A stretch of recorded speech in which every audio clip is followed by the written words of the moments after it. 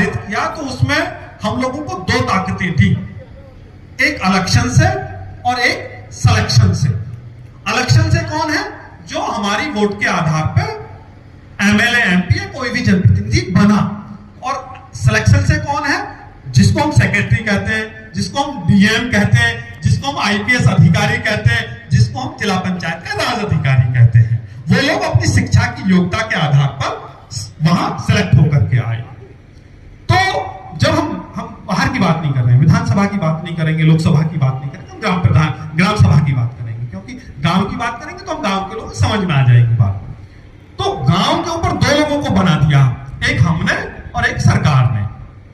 तो उसमें एक तो हो गया ग्राम प्रधान, जिसको हम अध्यक्ष कहते हैं, और एक हो गया सचिव, जिसको हम सेक्रेटरी कहते हैं। तो उसमें प्रधान की तो ड्यूटी ये है कि अगर सेक्रेटरी चोरी करे या सेक्रेटरी गांव के लोगों का हनन करे, तो भाई साहब अगर सेक्रेटरी गांव के लोगों का हनन करे तो प्रधान सेक्रेटरी को गलत कार्य करने से रोके। ऐसा ही है ना जी।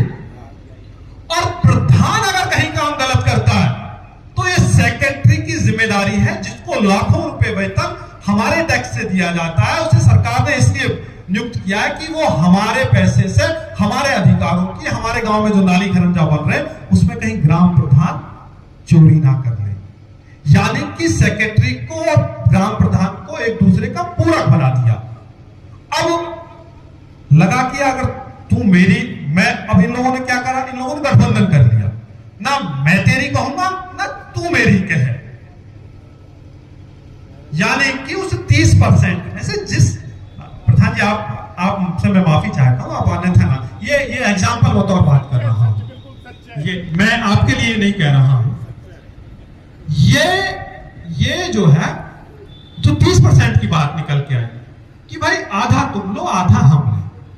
तो अब जब गांव में इस प्रकार का काम होगा, यानी कि यादव जी ने तो कुछ चीजें कही, मैं तो ये कहता हूं कि अगर हम ग्रेटर नोएडा प्राधिकरण की, यमुना प्राधिकरण की या और विभागों की बात करें तो उन विभागों में तो 50% ही पैसा जमीन पे लग पाता है। राजीव गांधी ने कहा 1 रुपया दिल्ली से भेजता हूं तो 15 पैसे पहुंचते हैं। तो आज भी स्थिति 50 पैसे वाली देश में है। तो इस भ्रष्टाचार को रोकने का काम करप्शन फ्री इंडिया संगठन कर रहा, इसलिए संगठन बना। यहां तक बात आई समझ में।